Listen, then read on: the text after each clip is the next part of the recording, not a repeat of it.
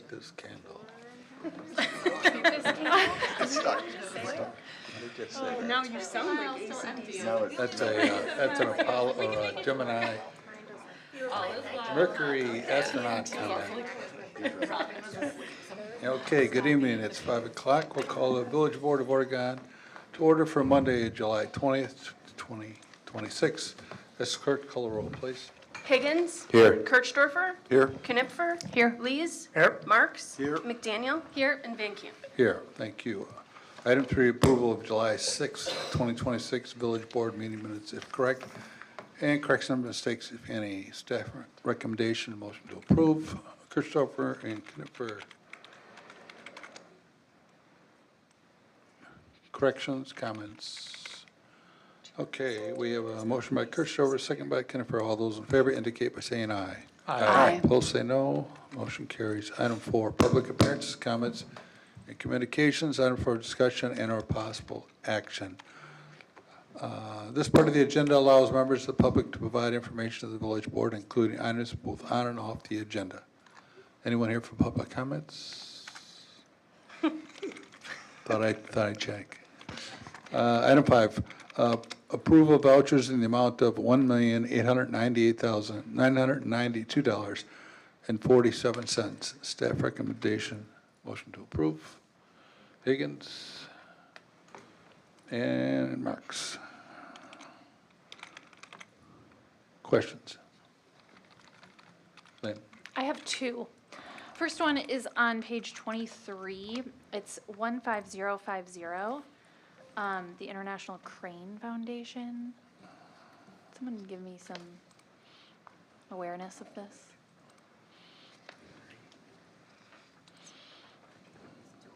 That's a library. Oh. It might have been a program, I'm not sure, I can look it up. Oh, no, that's fine. I couldn't tell if it was crane as in bird, crane as in machine. If Got it it. was the library, the 202, if it was the library, the 202 funds are paid with donations, so that would be coming out of donated funds, or Friends of the Library donation funds, either way. But yeah, I can look up, I think that's probably a library program. No problem. Thank you so much. And then my last one is, I don't know the page number right now. It's 10281. Oh, sorry.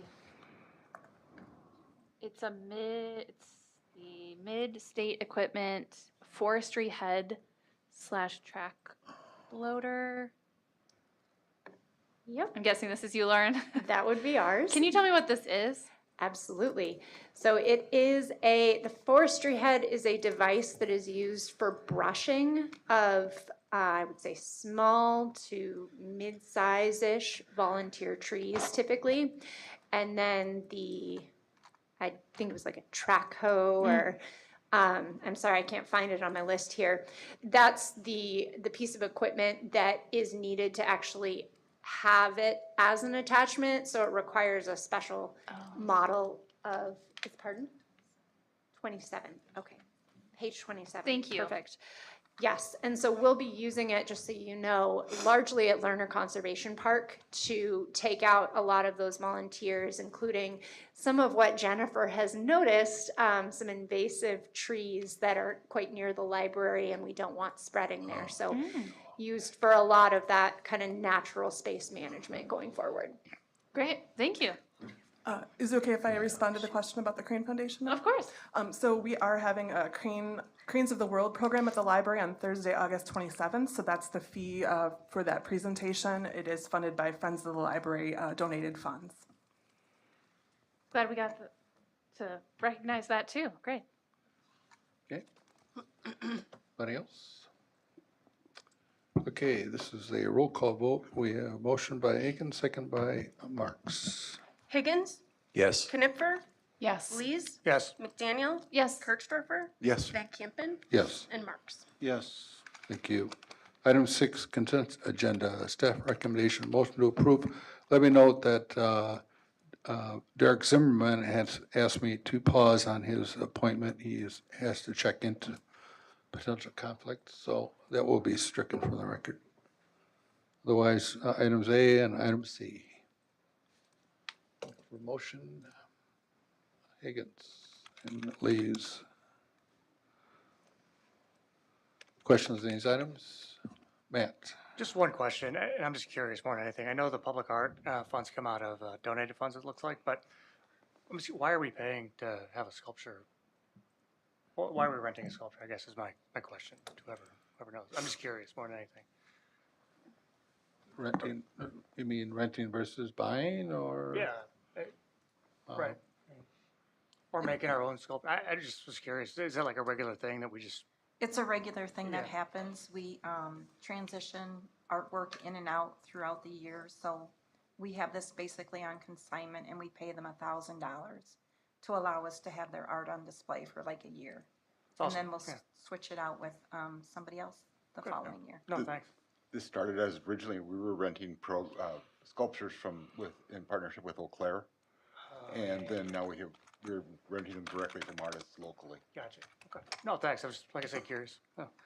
But it's not public funds spent, right? It's No. No. Donations. It's all donations. Donated funds.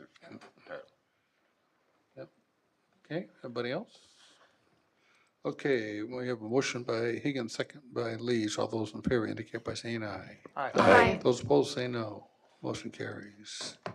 Thank you. Item 7, reports of committees, item for discussion and or possible action. A, Plan Commission. Ordinance number 26-6, an ordinance amending sections 17-105, sub 1, para F, 17-105, sub 2, para G, 17-105, sub 1, para A, 17-105, sub A, para A, and 1703 of the Village of Oregon Municipal Code relating to twin houses and duplexes. Plan Commission and staff recommendation, motion to approve. Higgins and Kirchhofer. Questions? I'm sure Elise, who has so kindly come back from her vacation to be with us tonight, so we certainly appreciate that. Were there any questions on this for Elise? Tom? I think most of these 4 are all pretty much cleanup items that came up out of discussions on other topics in the Planning Commission. Okay. No questions? No. Okay, a motion by Higgins, second by Kirchhofer. All those in favor indicate by saying aye. Aye. Those opposed, motion carries. Ordinance number 26-07, an ordinance amending section 17-702 of the Village of Oregon Municipal Code relating to residential driveway and access drive width. Plan Commission staff recommendation, motion to approve. Higgins, Kirchhofer, questions? Hearing none. Higgins and Kirchhofer, all those in favor indicate by saying aye. Aye. Opposed, motion carries. Item 3, ordinance number 26-08, an ordinance amending section 17-916 of the Village of Oregon Municipal Code relating to zoning administrator. Plan Commission and staff recommendation, motion to approve. Higgins, Kirchhofer. Questions? Hearing none, all those in favor indicate by saying aye. Aye. Opposed, motion carries. Item 4, ordinance number 26-09, an ordinance amending sections 17-014, 17-15, 17-102, 17-102, sub 2, para A, 17-203, 17-206, sub A, para C, 17-604, 17-610, 17-707, 17-709, and 17-718 of the Village of Oregon Municipal Code to repeal and remove the Exurban Residential ER1 zoning district. Plan and staff commission, motion to approve as presented. Higgins and Lees. Questions? Hearing none. Motion by Higgins, second by Lees. All those in favor indicate by saying aye. Aye. Opposed, motion carries. Let's see, 7-5. Report on potential ordinance changes to accessory dwelling units and short-term rentals. Okay, Go ahead. good evening, everybody. So This has been a topic of conversation in the Planning Commission probably since January or February. And we're kind of at the point where before we get to the public hearing and get those ordinances before you, like the ones you just saw on the agenda previously, wanted to just check in with you all since this is a little bit more of a policy discussion rather than just kind of cleanup items. So for quite a while on my list, as well as in our affordable housing report and other recommendations in our comp plan, places like that, addressing ADUs, accessory dwelling units, also known as tiny homes, granny flats, backyard cottages, has been an item to kind of clean up in the code to look at allowing in any or all residential districts as a way to create some more density in our neighborhoods without a large impact to kind of the look and feel of our neighborhoods, sometimes called adding gentle density. And we currently do allow something very similar called ARUs, accessory residential units, just in one zoning district. As you probably saw in the memo, it's called SR6. So only a couple areas are actually zoned SR6. The alley-loaded homes that are on Peterson Trail, right across from Highlands and Netherwood Park, those are SR6, and there's a couple other small kind of condo-type areas like that.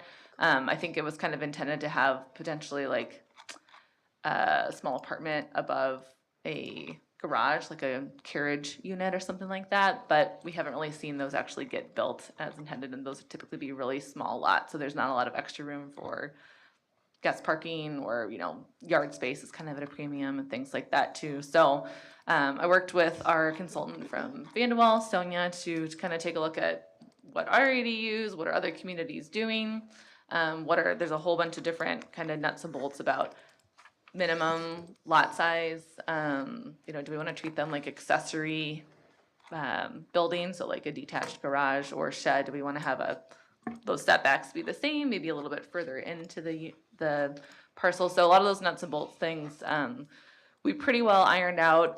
The point where there was a lot of, I guess, mixed opinions about how to move forward was where to allow these, and we did eventually pull Larry in, and he came to, I think, 2 planning commission meetings to kind of talk about what is, you know, what are other communities doing, what is actually enforceable, and what he felt would be something that would kind of stand the, you know, legal test if anybody had a challenge there. So kind of where the planning commission ended up is recommending that, and it's not, we haven't actually drafted the ordinance yet, so not in a formal recommendation, but the majority was leaning towards allowing these in only the TR6 or 2-family or duplex residential zoning districts. So there are obviously single-family homes in the TR6 zoning district. I think I included the zoning map somewhere in here. I don't know if Martin, you ended up including it, but a lot of North Main Street, a lot of areas near the senior center, South Main Street, kind of near RCI, a lot of the areas where you see duplexes. The idea would be we would not allow an accessory dwelling unit on a property that already has a duplex, but a home that's just a single family home in that TR6 zoning district, because they're, again, 1 and 2 family homes are allowed. So there wouldn't be a situation where you would have 3 units on the property, but just a maximum of 2. The planning commission's thought here was these are already areas where we've already kind of expressed that we're okay with higher density, kind of a moderate density in these neighborhoods. So whether it's a duplex or a single family home with a accessory dwelling unit in the back, it's kind of essentially the same. There's still 2 dwelling units on that property. There was, I think the main reason for kind of veering that direction was that there was a concern that both of these units could be rented either as short-term or long-term rentals, and kind of creating you know, a duplex situation even in a single-family neighborhood. So say they were allowed everywhere across the village, in whatever neighborhoods would allow them. Of course, there's some HOAs that might restrict these too, but in any neighborhood, somebody could build one of these ADUs, they could rent them both out, potentially, you know, short-term or long-term rentals. That might have a different kind of impact to the neighborhood than perhaps something. I think the traditional thought is someone's living in the main house and then there's a older parent or an adult child or some kind of family situation, but of course, properties change hands.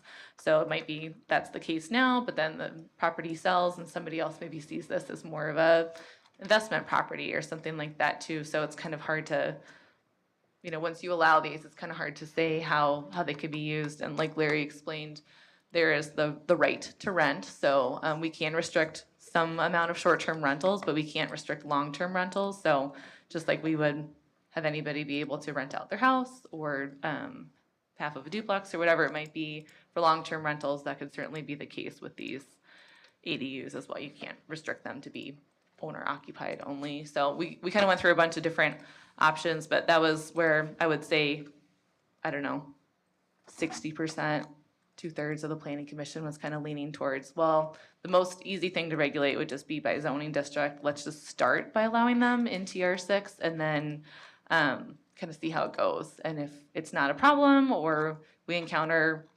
unexpected situations, we can kind of refine as we go. Before we kind of drafted that ordinance, everything though, I just wanted to bring this conversation to you all.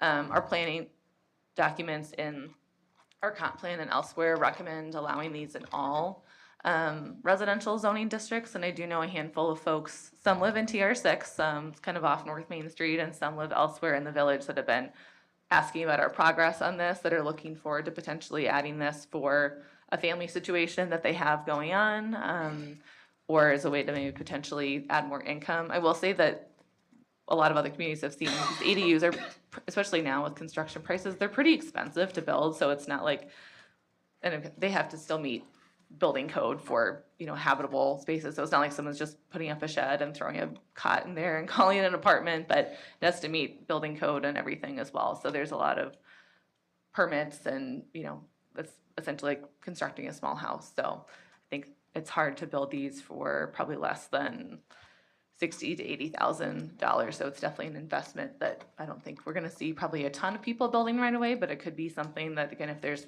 investors that are looking to buy property, we're definitely seeing a trend towards that, just nationally, that maybe that's an opportunity for someone to say, oh, this property already has 2 dwelling units, or I could put two dwelling units on this property.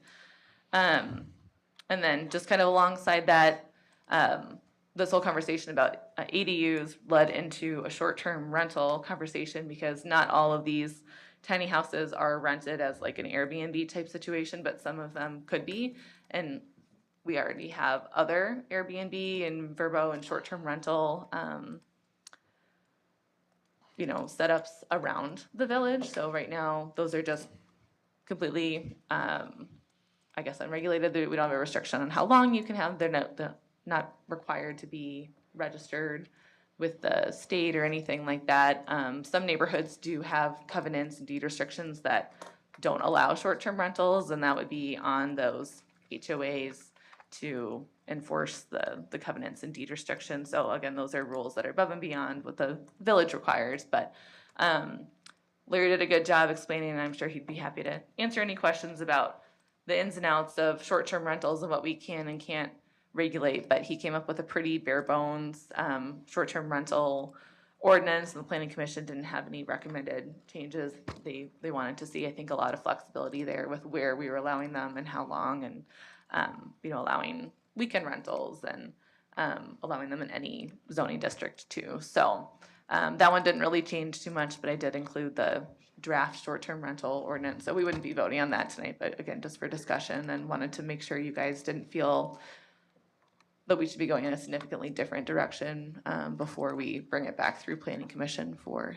a public hearing. So I'll just stop there and I guess open it up for questions and discussion, and Larry can help me out here for anything that my brain is like half on after a road trip with small children. So I'll do my best here. Thank you. Tom? I just want to be clear. So this would be expanding the use or the allowance of ADUs within the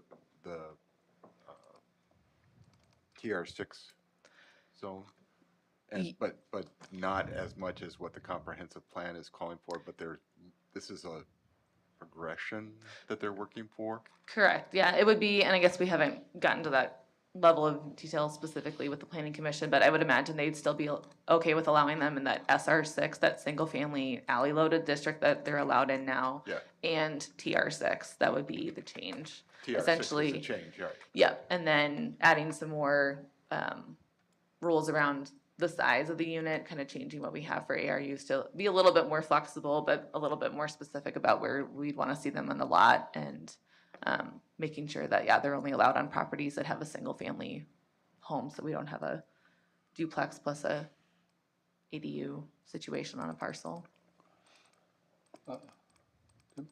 Yeah, so I have lots of thoughts, so hopefully I'm not bound by the 3-minute limit for public comment.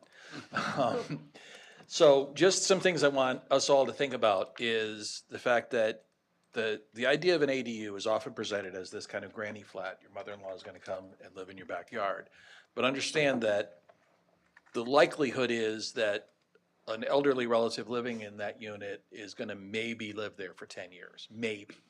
And so this building is gonna have a much longer life. So as we consider changing the zoning, we need to understand that that building will not always be in that original reason why we created the zoning for it. There'll be some other use there, okay? And so I think we have to be cautious as we move down that, because housing right now is really, really complicated. There's a severe shortage of housing at the low end of the market, young people finding housing, severe shortage for older people trying to find housing. We've got evolving regulations. I don't know if you've heard about the 21st Century Road to Housing Act, but I don't know that that made it better. The one thing it did do is it made manufactured homes easier and cheaper to make. So it's likely that some of these homes would be manufactured. They no longer need the steel beams underneath them. They no longer need to be movable. So that creates a potential for some much lower cost ADUs. The other thing is that bill is being touted as something that prevents corporate ownership of housing. It doesn't do that. No. What it prevents is corporations buying existing single-family homes. It does not stop them from building whole neighborhoods or creating environments with a different setup. So I think what I would like to see us is to move kind of cautiously in this direction. So I think what Alissa is proposing makes a lot of sense, where we take a zoning district, we say we're gonna allow them here, we kind of allow it to develop and happen, rather than sort of, you know, the comprehensive plan says allow them everywhere. I'd be a little reluctant to allow them everywhere right off the bat. Just because I think the world is gonna look pretty different in 5 years. And we shouldn't try to pretend we can predict what that's gonna look like. So I advise caution. The one thing I did like reading through the ordinance is that it was written with an intent to give us tools to deal with short-term rental problems rather than trying to anticipate what those problems are and banning them and things. So I liked how that was written, at least so far.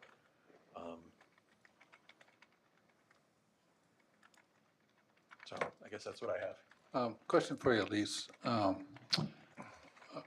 My impression from the planning commission, and I sit on the planning commission, is that they were against the idea of putting them in single-family home, in the single-family zoning district. Is that correct? I mean, I can't speak for all of them, but I think they were leaning that way. Is that? Yeah, I think part of it was if folks want to live in a single-family zoning district, there's maybe an expectation that that is a little bit lower density. And then I think the other concern was, again, that there would be two families and potentially two rental situations Sure. in those dwelling units, and that would have more of a change on the character of a single-family neighborhood versus two-family neighborhoods have a little bit more, turnover or kind of Expectation of turnover, yeah. transition happening. So, regardless of what we do, I don't expect a lot of these, but if we don't make them allowable in the single family, is that where they're most, I mean, in your opinion, is that where they're most likely to occur, is in the single family? I think they're most likely, to occur on the parcels that have room for them. Yeah. And also in the neighborhoods that allow them. So I don't think that, and I haven't checked all the covenants and deed restrictions, but I highly doubt that like Bergamot or Highlands of Netherwood or Viridian would, one, they would have room for them, but two, that they would allow them. Sure. So, that would be, that takes a good chunk of the village kind of probably off the table. Right. But then there's also, and I'm trying to remember if we had kind of the exact nuts and bolts that we sort of had settled on as far as setbacks, but they were essentially a little bit further into the parcel than an accessory building. So like a detached garage or shed has to be 5 feet from side and rear property lines. I think we were recommending more like 8 to 10 feet. Sure. And also having, I believe, a 20-foot building separation between the ADU and the home for fire safety. So I Right. think that also takes a lot of parcels off the map just because they're not big enough. Right. So that leaves us with a lot of the older neighborhoods. There are a lot of older parcels that Right. had an alley behind them at one time and then got deeded, or Right. some of the more historic neighborhoods, again, North Main Street, Jefferson Street, Janesville, some of those, I think that's probably more likely where we would see them. And just off the top of my head, a couple of the properties that I'm asking about this are on Market and Lincoln. Yeah. So again, kind of that side of town, Right. Lincoln Street. So, and my impression is that if we don't allow them in single family, and as you pointed out, there are restricted covenants that are presented in some, prevent them in some neighborhoods, and there's just lot size prevented in others. But I think if we restrict them from single family, that is, we do not make it eligible, that we're gonna have very few of these. And if we're serious about adding housing, then I think we should encourage the planning commission to include single family. Lynn? Yeah, I will agree with you on that last point, Phil. I do have 2 questions before I share my thoughts. First and foremost, and this is probably the silliest question, but I just want to make sure I'm understanding it fully, because it's an accessory dwelling unit. These cannot be used for like a commercial business, correct? Correct, it'd have to be a residential use. They could be potentially rented as a short-term rental, which I guess depends on if you call that a commercial Sure, business, right? Yeah, but it couldn't be like, there are in-home occupations that are allowed. So like someone can do hairdressing or massage therapy or something like that out of their home. So as long as it fell under that home occupation use, that would be allowed, but it could not be a commercial business where people, it's essentially, home occupation is by appointment only. So again, I'm coming to get my hair done, I'm coming to get a massage. It's not a commercial storefront where people are just kind of coming Walking and by. going at will and be able to just walk up and buy a loaf of bread or something like that. So that would not be allowed unless we made a different kind of change to the zoning code. Great, okay. But it could be used in some kind of like if it's a small business, like I have an appointment only chiropractor or Yep. something like that. I Right. could do that on my lot through one of these buildings if it Right, meets. and you can do that now in your single-family Right, home, so. great. Yep. My second question for you is to open this up to one district and then potentially revisit it to open it further. What does that look like in time and effort on your side of things? Meaning, like, does it require a good amount of work to go back and release this to another zoning district at a further date? I mean, like, it's really just another public hearing, an ordinance, and I mean, it would be another discussion like this to the planning commission. This is kind of what we've seen. This is a change we want to recommend. Is everybody okay with that? What questions do you have? I think it would be harder to go in reverse and say, allow it everywhere, and then Bring peel it back and say, we only want to allow it in TR6 because, as Larry has pointed out to the planning commission, you're going to have grandfathered uses. Yep. So if they become a problem, they're going to be allowed to continue to operate Continue on. or exist on the parcel. So it's a lot harder to peel it back than Sure. it is to add more districts later. Got it, okay. Yeah, I'm really kind of stuck on where I sit on this. Number one, I think it is really important to have. I differ a little bit with you, Tim. I actually don't see this as a senior housing solution. I see this as a family that has somebody in their family that has a long-term disability, who may be having a family member live with them long-term. I know that from personal experience. I think it's also things like small businesses, if someone wants to sort of release that from their single-family home and put it somewhere else to have that, separation. I think, we live now in a world where getting a first house is really difficult, and potentially being able to coexist, I think, is a great option for families that are looking for something like that. So I see it in a lot of different aspects. Obviously, the senior housing piece is it's called a granny flat for a reason, right? So it's well known for that. But I think that there are different living situations that are occurring more prominently lately that I think Oregon being a place where people feel welcome to do some of those things is helpful. I also agree with Phil's point that I'm nervous that opening it up to one district doesn't give us enough of a use case in order to decide whether we go farther. I think it's obviously starting small and growing is always a good thing, but if that starting small isn't going to give us good data to decide if this is worth it or not, I guess I'm nervous about that. And then my last point is just I'm nervous about having to revisit it again. To Phil's last point, I think if our dedication is to trying to diversify housing and encourage different housing setups, I'm, I guess, more in favor of just doing this. But I also hear your point, which is that walking things back can be really difficult and frustrating for residents who are confused and might be getting started, and by the time they've gotten there, we've changed our minds and things like that. So I guess all that to say, I'm really not decided, but all of those things are rolling around in my head when we talk about this. Paige, next. I just have concerns about short-term rental in general, because it's, as I'm sure you've alluded, difficult to enforce. And so we're already seeing that, at least in my subdivision, of a covenant or an HOA, and unable to enforce that. So my concern is that, right, someone would Airbnb this space and then neighbors would not be thrilled, like me currently.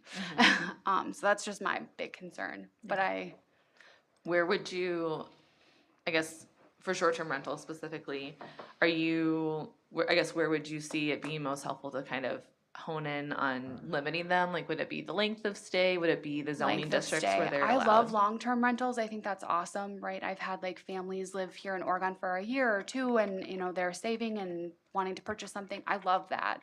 But the Airbnb weekend, I don't know, again, we have like a home in our residential neighborhood that it's every weekend. There's a different group of people there.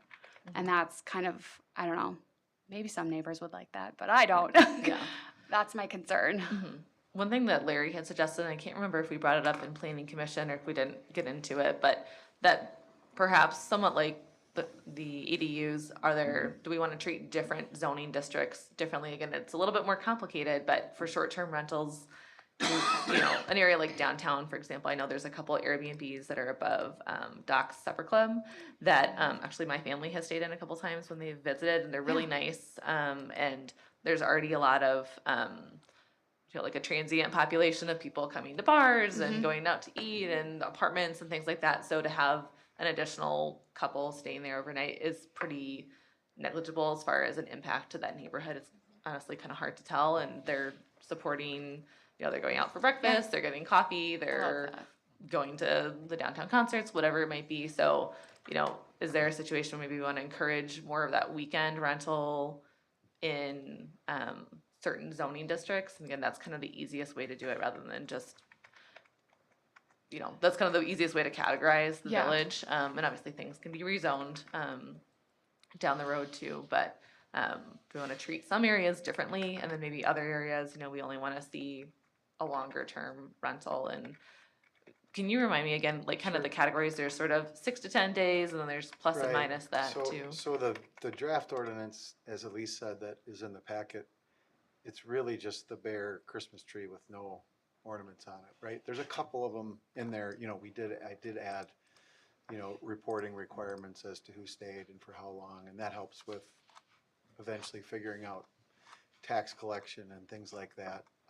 And if there's a problem that the PD would have, it's nice to know that somebody's keeping track of that name if there's something you had to go back to investigate.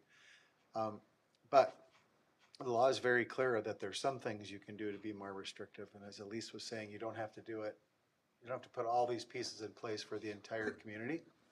You can do it based on zoning district or where you think it's appropriate. But for one very clear limitation you can do is you can restrict these rentals from not being rented for more than 180 nights total in a year. And that starts when they inform you the first rental happened within a year. You can restrict everything to within that 180 days, so they have to kind of think about when they'd like that most lucrative period to be. Maybe it's summer in some communities and winter in others, fall, spring.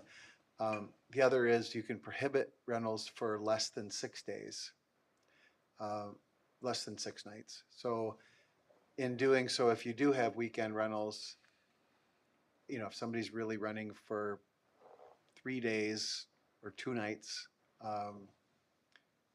the entire week-long period is going toward their 180 total days. So you end up with 120 days, 180 days that are actually rented. So you can work to reduce the number of nights there's someone there through those two means. Everything else after that is a little bit up in the air. You'll see if you did some research and looked all around at different communities, there's all kinds of different provisions, off-street additional parking. You know, we've just had cases overturning requirements that it can only be your primary residence, that otherwise you can't do any short-term rentals. That was always clearly going to be something that was overturned if challenged, and it was. There's other things like that too. You know, to the point where, you know, everybody who shows up in the place has to sign a registry and report that to the village. I think that's probably going a little too far. But because there's a lot of communities that are coming at this from a different place than Oregon is right now. Right now it's, oh, there's a few of them happening. We're kind of pushing this in front of you because of the ADU discussion. Most of the communities that have regulated it are in a position where they're really trying to limit as much as they can how those are used and where they're used, and kind of put up a stop sign. So, and I've written both in terms of ordinances, but so those two limits we know we can do, and they would have a significant impact on how often a location was rented. But as Elise said, if you decided to do this and move forward with this ordinance, you could say, in this zoning district, there's not a 180-day limit, and there's not a six-night minimum limit. In these, there are, and sort of build it out to be sort of location appropriate. But what you can't do is prohibit rentals for 180 days or less, really, for at least 6 nights, period. We're prohibited by law from doing that. So you could still have somebody, even in the situation you're talking about, having, well, really they're only there for 2 nights, but they're getting the whole week off the calendar. And it's every weekend for, you know, up to 180 days in a row. But there are ways you could limit it. But my concern, in addition to that though, right, is enforcing it, right? That's, how do you enforce that? Yeah, and so the most common questions I get are on enforcement. I think setting a set of rules that are clear, that people can understand, results in a high level of compliance with most people. You know, you always have to, your whole world is dealing with the people on the outside edges of that. But it does, even if you're worried about enforceability, you know, if somebody's hiding something, there's still a lot of compliance. And we really rely on the community to tell us too. Like if there's 3 different groups every week coming through in the summertime, and the rule is that you can't rent it for less than 6 nights, you know, we can sort of put together documentation on that, have conversations, stepped enforcement. Nothing's ever perfect in this context though. Tim? What is the advantage that is gained by limiting it to 180 nights a year? How does that Just help? there's less use of it as a rental. Turnaround, I guess, right? Just less people. And there's a break basically for the neighborhood for 6 months of the year that it's not rented at all in a short-term capacity. So it's really just about whether or not you want to limit. So that's why the draft that's in here doesn't have that limit in it. Right. You would build that. You got to a la carte ask for those things, and we'll build them in if you want them. Matt? Yeah, so first, Elise, this is really thorough, so thank you for that. Second, do you have like a count on how many ADUs there are currently, and then how many short-term rentals there are currently, or just Yeah. a whack at it? So I don't think there are any ADUs. Yeah. There are some attached kind of mother-in-law suites that exist within, that are, you know, again, like an addition to a house, but there's no detached ones that I'm aware of that are existing within the village now. Short-term rentals, I mean, just based on checking some of these websites and what I've heard, I mean, probably less than 10, I would say, between the different apartments and houses and things like that in the area, so, And you could never really completely pin that down because you don't have to use one of those sites. It can be Right. word of mouth, it can be Craigslist, it can be. mhm. Yeah, I'm for the single-family addition to this too. I mean, I just think it makes sense. There's more space in a lot of these yards. For the ADUs. Yeah, for the ADUs particularly, you know. Tim? I just want to clarify one point from my comments earlier, is I'm not necessarily opposed to other uses of ADUs. I just want to make sure we're aware that those will exist as we think about it, was my only point bringing that up. So like you said, your grown child, yeah, it's a great use for it. Okay, Rick, you're next. Yeah, I guess I would agree in general with what's being said here, and I'll clarify again that I am very much in favor of getting opportunities for people to have other affordable housing options in the community. I am not a fan of trying to expand our ability to have businesses run in our community, and so if there are ways to create legal requirements that allow that to be minimized and yet still be able to expand it into the single-family neighborhood where there is room. I think a lot of times, like you said, it's really going to be about the space that's available, and when it makes sense and you have, you know, zoning requirements and stuff like that, it should be relatively self-limiting, I would think. So I'm in favor of at least encouraging. You know, I like cautionary steps, but it seems like even just doing that along with a lot of regulatory compliance around it for potential short-term rentals would help me feel satisfied that we're taking slow steps towards allowing that to happen for more affordable housing. So it sounds like we're generally in favor of adding a single-family designation. So I guess we'd encourage the planning commission to do that. Other direction do you need from us on any particular? Yeah, so just to clarify, make sure I'm hearing you Sure. correctly, so adding single-family zoning districts, kind of For all ADUs. residential zoning districts for ADUs, allowing Yep. that, understanding that there's probably a lot of parcels where this Yep. isn't Right. probably gonna happen in the short term. Sure. And then for the short-term rentals, is there, I guess, comfort level with what Larry's just suggesting, this bare bones approach, and then adding more restrictions on later if needed, or do we want to add other, again, neighborhoods that we want to restrict it to, or length of stay, or anything like that that you want to consider? We can always revisit this at a future meeting if you want to. Well, Think on this a little As you're longer, thinking too. through that, just remember what Elise said, that this will likely, especially if we do differences across the different zoning districts, the more that are created and begin being used for this purpose, the more non-conforming use rights people will have with whatever we do, which is the only reason that I said, you know, even if you just make a shell and you don't restrict it, it's good to have it in place, so you know that you can apply it to the next people that come in. But just keep that in mind, that if it becomes a problem and we're not having any 180-day restriction, for instance, and we say, all right, now we're going to go to 180 days, those that have been the problem, that created the problem, will at least have an argument that they don't have to adhere to that reduction in allowable use because they were doing it before. New uses moving So, forward. sorry. Yeah, new uses moving forward would be subject to those rules. So we could, I'm sorry, did you? No, I think I'm gonna say what you're about to say, which is, in my mind, you know, the ADU and the short-term rental, I see them moving in different pathways in the sense that, like, for the short-term rental, I would be more comfortable starting small and restricted, and then figuring that out instead of like, yeah, let's let everybody try it out. And then to your point, we're like grandfathering people in and we're trying to like manage, you know, all of that frustration. Just because I think by flipping the levers opposite wise for these two things, hopefully we see an abundance of ADUs used for like long-term residential purposes, and because the short-term rental is really restricted at the time.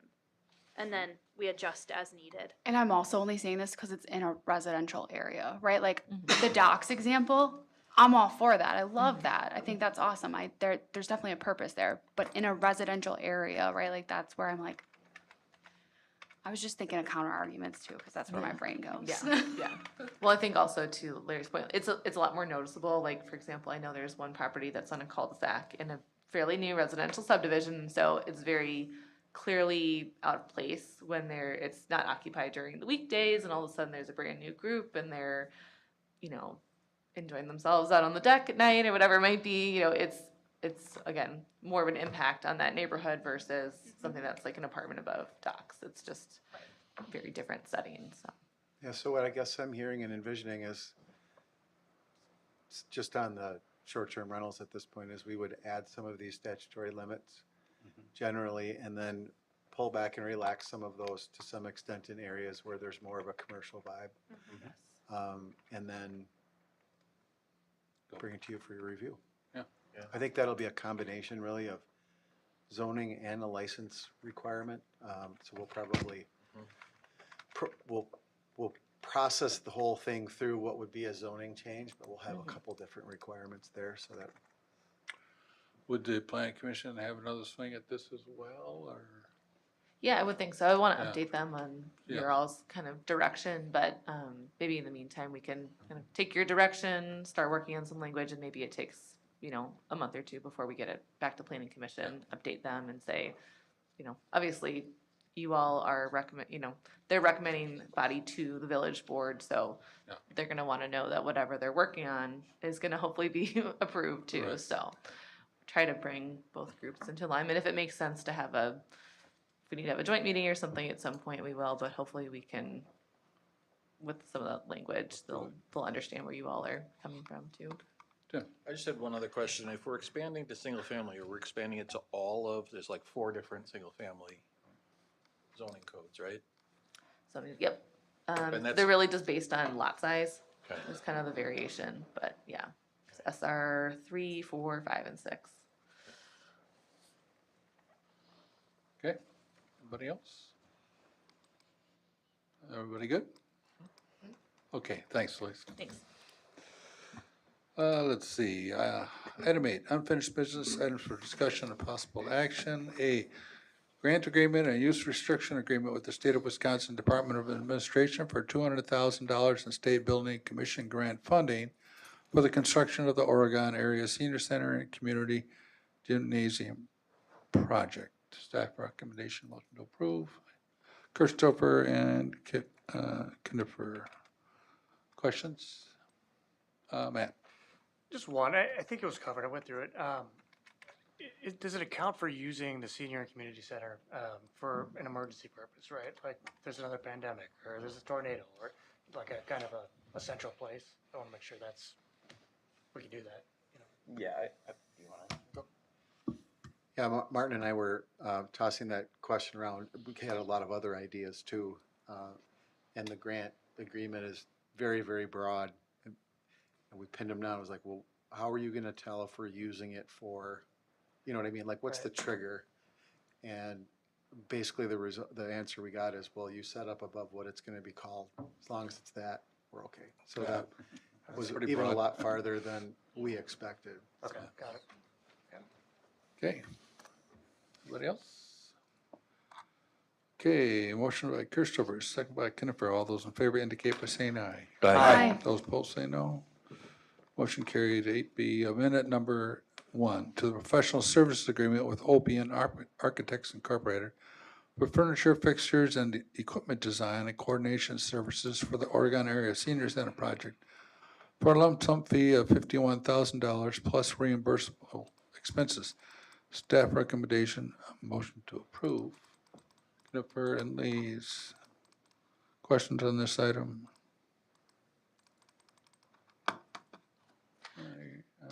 Lynn? I wasn't around during the like library setup or really any large building construction that we've done in the village. Is this normal? Like, this is just normal? This is what we do? Okay. Great. Well, we know what Lynn's test is. If it's I mean, I just, normal, then- it's just interesting to me. It's an Okay. interesting area of work. Okay, thank you. Motion by Knipper, second by Lees. All those in favor indicate by saying aye. Aye. Opposed, motion carries. Item C. Change order number 2 with Vine CM LLC for additional management and procurement coordination services related to the village directed purchase furniture, information technology, signage, artwork, decorating materials, and donor recognition features for the Oregon Area Senior Center project in the amount of $23,800. Staff recommendation, motion to approve. Higgins. Marks. Questions? Hearing none, we have a motion by Higgins, second by Marks. All those in favor indicate by saying aye. Aye. Those opposed say no. Motion carries. Item 9, new business, none. Item 10, reports of village officers, department heads, and consultants. This is for information only in your packet. There is the village administrator report. And there is a Southern Dane County Shared Fire Protection and Emergency Medical Services Feasibility Study and Implementation Plan Project Update dated July 10th, 2026 from McMahon Associates. Martin and I would be happy to answer any questions if there are any on that. Tom?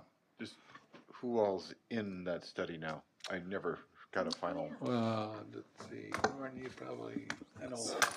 City of Fitchburg, Village of Oregon, Brooklyn Fire District, Village of McFarland, City of Stoughton, and City of Monona.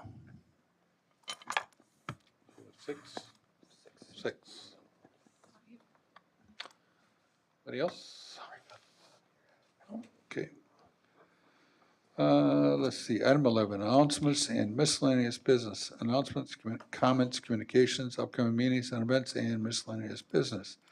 Department heads or staff, any announcements or? No? Board members? Tim? I'd just like to say thanks to the police department for the stepped-up patrols around our major construction project. I think they're doing a good job of keeping blood pressure down and excitement levels down, so thank you for sometimes just sitting there.